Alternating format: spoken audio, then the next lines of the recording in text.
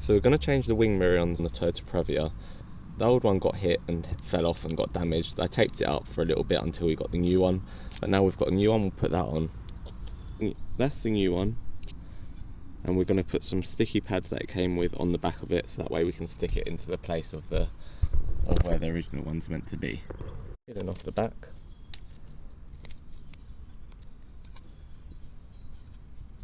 These off too.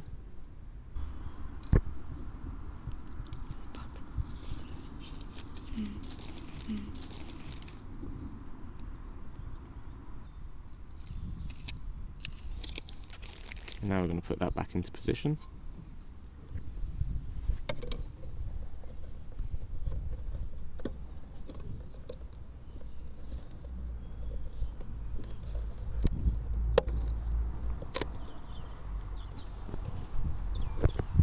And that's it, and you're done.